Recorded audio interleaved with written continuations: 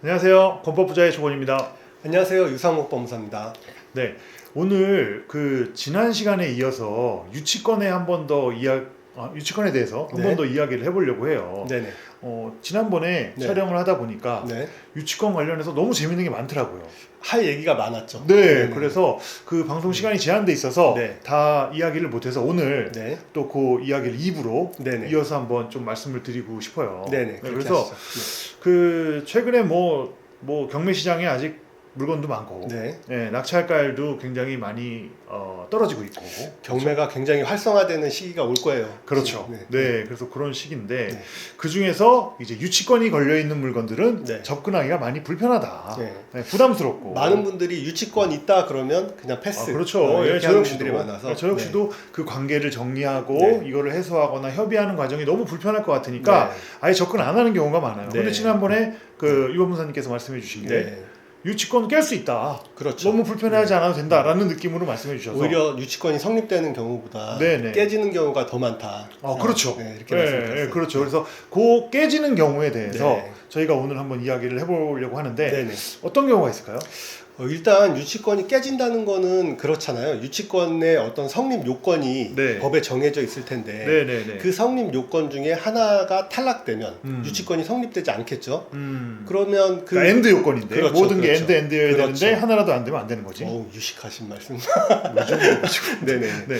그렇다 보니까 네. 이 유치권의 일반적인 성립 요건을 먼저 알아보고 그 요건 한 5-6가지 정도 되거든요. 네. 그 중에 이 경매 물건은 3번 요건 탈락, 예를 들어 5번 요건 탈락, 네. 이런 것들을 찾아가는 거예요. 골라내는 거. 그래서 예를 들어서 네. 3가지 요건을 충족을 해야 된다면 네. 법원에서 이 유치권이라는 등재를 할 때 네. 그런 요건들을 일일이 보지 않고 한다라고 봐야 되는 거예요? 법원은 그냥 네. 유치권이 있습니다라는 신고만 들어오면 그냥 바로 등재해줘요. 네, 그러면 그야말로 나 유치권이에요 라고 하면 그래 알았어 일단 오케이. 그렇죠. 그러면 그거를 깨는 거는 그렇죠. 입찰을 들어가는 사람들의 분석이라든지 판단으로 그렇죠. 해결을 해야 된다. 노하우가 많이 필요하겠네. 낙찰 받은 다음에 낙찰인으로서 그 유치권자를 상대해서 네네. 그 유치권을 이제 없애버리는 그런 절차가 순서가 그렇게 되는 겁니까? 일단은 이 유치권은 내가 깰 수 있겠다라고 네. 판단이 되면 네. 입찰을 낙찰을 해. 네. 낙찰을 받아. 네. 그리고 그 유치권자한테 너 이거 유치권 아니야. 일반 채권이야. 그렇죠. 라고 우리가 정리를 일단 하는 거죠. 소유권을 취득해야 소유권자가 되고 이해관계인이 되는 거니까 그 그 전까지는 유치권자한테 아니니까. 내가 낙찰도 안 받았는데 가서 그렇네요. 네 채권이 무효니 네, 의미 없죠. 하면 안 되겠죠. 네. 그래요. 그래서 네. 어떤 방법이 있을까요? 일단 유치권 다시 한번 네. 복습하는 차원에서 한번 네. 볼게요. 요건이 법 조문을 그대로 해석하면 네네. 그게 법정 요건이 돼요. 네네네. 그래서 민법에 우리 정하고 있는 게 일단 타인의 물건을 네. 1번이에요. 네. 타인의 물건을 네. 2번 점유하는 자가 네. 3번 그 물건에 관하여 생긴 4번 채권이 변제기에 있을 때 그렇죠? 그 다음에는 이제 법정 그 요건이 효과를 그냥 나타내요. 그래서 유치할 권리가 있다. 이게 그렇게만? 이제 법조문이 이렇게 되어 있어요. 근데 예. 지난번에 점유에 대한 말씀도 하셨었는데 그렇죠. 점유가 계속 점유 뭐 이렇게. 우리 경매 개시 결정 네. 이전에 있어야 된다. 그것도. 그렇죠? 네. 그거는 왜 그러냐면 압류에 처분 금지효. 그러니까 압류를 걸었으면 이거 처분하면 안 되는데 유치권자가 그 뒤로 와서 유치권 성립됐다라고 주장하면 안 되는 거니까 그거는 이제 유치권의 법적 그 규정보다는 그 압류의 효과에 따른 요건이었어요. 네. 그래도 그 압류의 효과로 유치권의 성립 여부가 또 달릴 수도 있고 그렇죠. 달릴 그렇죠. 수도 있고. 네네. 그래서 이제 그 요건들을 이제 하나씩 알아보면 되겠죠. 네. 첫 번째가 그 성립 요건 중에서 네. 타인의 물건이어야 한다. 네네. 이런 말씀을 하셨어요. 어떤 경우죠? 이게 뭐냐면 네. 그 채무자가 네.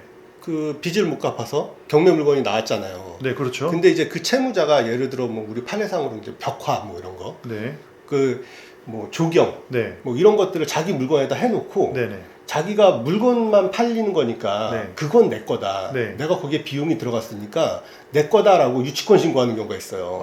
좀 이상한데. 그렇죠. 유치권자가 자기 물건 자기 거잖아요. 네, 그렇죠. 그렇죠. 네. 그러니까 타인의 물건에 해당하지 않으니까 그런 건 유치권 안 되는 거예요. 그러니까 쉽게 얘기해서 네. 건축을 예를 들자면 네. 제가 제 건물을 짓다가 네. 이거는 건축비 중에서 내가 좀 받아야겠다. 그렇죠. 뭔가를 해놓은 거예요. 그래서 뭐 예를 들어서 그 건축비 중에서 뭐 예술 장식품을 내가 건축을 하나 해놨다. 그렇죠. 근데 그 예술 장식품은 내 거야. 그렇죠. 그러니까 이거의 유치권을 내가 좀 주장해야겠어. 그렇죠. 그러니까 건물만 매각되는 건 좋은데 내가 그 건물에다 특별히 설치한 무언가가 있으니까 그거는 대해서 내가 유치권을 행사하겠다 이런 경우가 있어요. 그건 안 된다. 안 되죠. 네, 안 된다. 좀 이거는 뭐 좀 약간 이상하긴 하지만 네네. 그런 경우가 있을 수 있다고 생각이 돼요. 있다니까요. 네. 경매 사건 보면 있어요. 네, 뭐 알겠습니다. 그다음에 점유한 자가 그렇죠. 그 유치권자가 목적물을 점유하고 있어야 돼요. 점유하고 있어야 되는데 저번에 말씀드렸잖아요. 뭐 밤낮 이제 뭐 직접 점유하는 게 원칙이고. 그렇죠. 근데 이제 그걸 계속 할 수 없으니까 직원을 한 명 놓든가 이렇게 맞아요. 되면 이제 점유 보조자, 이제 간접 점유 이렇게 되죠. 그리고 시건 장치도 말씀하셨어요. 그렇죠. 용역을 하거나 세콤 이런 데다 맡기거나 이런 것들 다 간접 점유로 가능하겠죠. 근데 이게 깨지는 경우가 점유를 실질적으로 안 하는 경우가 더 많다고. 뭐 시건 장치도 안 하고 세컴도 안 하고 그럼 현수막만 딱 걸어놓은 거예요. 그렇죠. 현수막은 되게 많이 보셨잖아요. 그렇죠? 그래서 빨간 글씨로 막 유치권 행사 중 이렇게 써놓고 실제로 들어가면 점유가 없더라. 근데 그건 어떻게 증명을 합니까 나중에? 만약에 대표님이 이제 임장을 갔어요. 그 물건을 보러 갔는데 핸드폰 동영상을 이제 찍으면서 들어가요 현장에. 현장에 들어갔는데 유치권 행사 중 다 있는데 문이 안 잠겨 있어. 문이 안 잠겨 있고 안에 현장을 쭉 보고 나왔는데 아무도 제재를 안 해요. 그러면 실질적 점유 없는 거예요. 그렇구나. 우리 판례가 뭐라고 얘기하냐면 함부로 통행할 수 있거나 타인이 뭐 이렇게 점유 현황을 이렇게 둘러보는데 이걸 간섭할 수 없고 제재하지 관리가 안 되고 있고 제재하지 않는 이런 경우에는 점유가 아니다라고 보고 있어요. 재밌네요. 그렇죠. 그래서 만약에 현장을 갔을 때 실제 임장을 할 때 유치권자를 만나보지 못했다. 그러면 점유가 없다. 유치권자 또는 관리인 뭐 이런 식으로 제한하는 사람이 없다라고 하면 그거는 점유가 아니다. 점유가 아니다. 그냥 현수막만 걸려 있을 뿐. 그렇죠. 그렇구나. 이런 경우가 실제 상당히 많다. 그렇구나. 이런 경우가 되게 많을 것 같아요. 진짜 들어보니까. 그렇죠. 상당히 많아요. 그리고 또 하나는 그 물건에 관해서 생긴, 요건 지난번에도 한번 말씀해 주신 것 같아요. 한번 말씀드렸죠. 임대차 보증금 아니면 뭐 그 거기에 임대차 임차인이 무언가를 설치한 그 원상회복 의무를 지는 이런 것들을 해놓고 이제 그 비용을 이제 유치권으로 행사하겠다 이런 것들 안 된다는 거죠. 그래서 해당 물건에 생긴 거여야지 그 다른 현장에 있는 어떤 채권을 가지고서 그 현장의 물건으로는 그렇죠. 수 없다. 이렇게 얘기를 하는 게 맞겠네요. 뭐 권리금 반환 청구권 이런 거 안 되고 임대차 보증금 반환 청구권 안 되고. 그거는 별도로 청구하는 방법이 있잖아요. 유치권의 그렇죠. 방법이 일반 채권이지 그야말로. 그 다음에 변제기에 있어야 한다. 이 말씀하셨는데 그건 어떤? 이게 뭐냐면 일단 채권이 존재하고 변제기에 있어야 돼요. 그러니까 변제기가 아직 도래하지 않은 채권은 유치권을 행사할 수 없는 거예요. 만약에 대표님 그런 경우 많을 텐데 공사대금 청구할 때 특약을 걸어요. 준공 완료 되면 공사비 청구하겠습니다. 라는 공사비 계약서에 그런 걸 써놨어.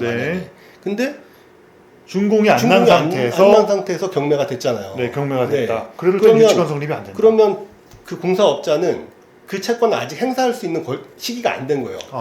변제기가 안 됐는데 점유를 먼저 하고 있다고 그래서 공사가 멈췄더라도 준공은 아무튼 안 났으니까. 그렇죠. 그래서 변제기가 도래하지 않았다. 그렇죠. 그래서 그런 경우에는 유치권 성립이 안 된다. 안 됩니다. 이것도 재밌네요. 그렇죠? 굉장히 중요한 정보네요. 그 다음에 마지막으로 불법 행위로 인한 한 가지만 더 말씀드릴게요. 채권이 존재해야 된다고 그랬잖아요. 이것도 굉장히 많이 깨지는 거거든요. 근데 채권이 존재를 해야 되는데 채권 자체가 소멸됐어. 예를 들어 공사비 청구로 유치권 행사를 하고 있는데 공사비 청구 소멸시효가 몇 년인지 아시죠? 3년. 민법에 3년이라고 정해져 있어요. 근데 유치권을 한 5년 행사하고 있는 거예요. 오래된 것들.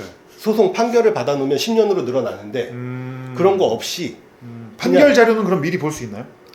그런 것들은 이제 미리 알아볼 수는 있는데 알아보기는 좀 어렵죠. 그렇구나.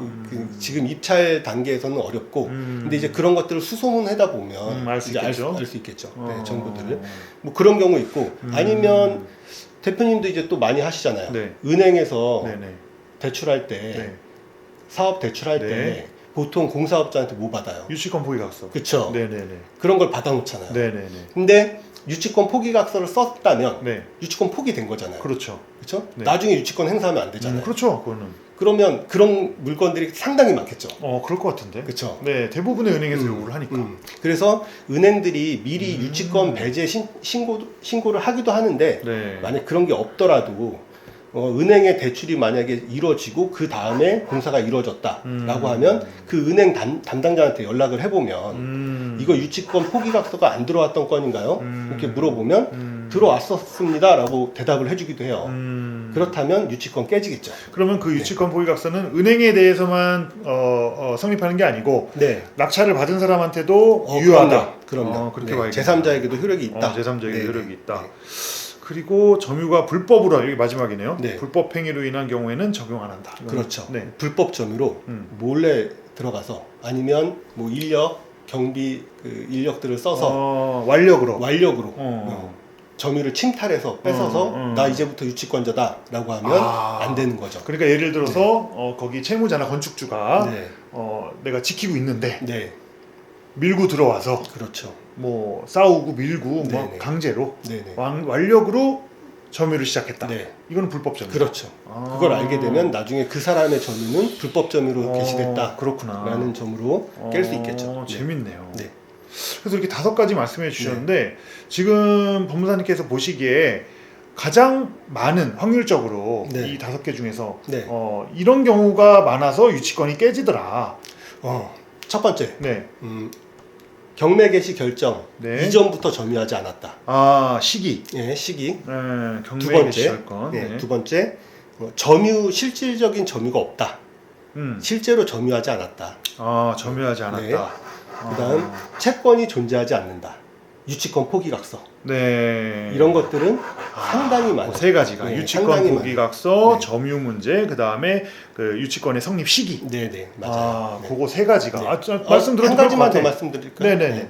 그다음에 결연성 아까 제가 말씀드렸잖아요. 그 채권에 관하여 생긴 채권이에요. 그것도. 네, 그것도 그러니까 예를 그런 들어 경우도 많다. 그 시멘트 모래 네. 이런 걸 납품했어요. 네. 그리고 그걸 실제로 썼단 말이죠. 네. 신축할 때. 네. 그 물건에 관하여 생긴 채권인가요? 그 물품 대금 채권이? 그렇죠.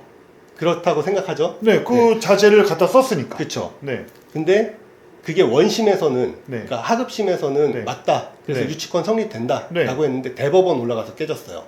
왜죠? 대법원에서 네. 그거는 그냥 물품을 납품한 매매대금 채권이지 네. 그 물건에 관하여 생긴 채권은 아니다. 공사가 아니다. 그렇죠. 공사가 아니고 그냥 자재만 납품한 거다. 그렇죠. 그러면 그건 유치권. 이건 공사 대금에 대해서 주로 그렇죠. 성립이 되니까 그렇죠. 유치권은. 그렇죠. 이런 대급심 대법원에 판례가 있어요. 그럼 뭐 예를 들어서 철근을 납품했다. 그렇죠. 근데 돈을 못 받아서 유치권을 행사하겠다. 그렇죠. 이건 아니네요. 아니죠. 자재니까. 그거는 그냥 매매대금 채권. 네. 그렇죠? 무슨 말씀인지 알 것 같아요. 이런 경우로 깨지는 경우가 상당히 많아요. 그렇구나. 이거 한번 유치권 깨러 한번 가야겠네요. 이런 경우가 되게 많거든요, 네. 사실. 네. 그래서 재밌는 이런 케이스, 만약에 이것만 깰 수 있으면 토지를 네. 정말 저렴하게 그렇죠. 매입할 수 있는 기회가 될 수도 네. 있다. 이런 생각이 또 드네요. 그래서 제가 이렇게 신나게 설명드리는 거예요. 네. 오늘 진짜 네.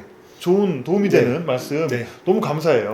감사합니다. 네, 그리고 혹시 또 그 시청하시는 분들 궁금하신 거 있으면 댓글에 남겨주시면 또 우리 법무사님이 네. 또 답글 달아주고 할 테니까 궁금하신 점 있으면 물어보시고요. 우리 다음에는 그 실제 사례를 가지고 좀 이렇게 재밌네요. 이렇게 하면 좋겠는데 네. 우리 아직까지 건법부자가 솔직히 이제 여건이 좀 준비를 좀 해야죠, 그거는. 그러니까요. 네. 우리 앞으로는 그렇게도 한번 시간을 마련해 보는 것도 좋을 것 좋죠. 같아요. 네, 알겠습니다. 네. 오늘은 여기까지 마치도록 하죠. 네. 네. 감사합니다. 네, 감사합니다. 네.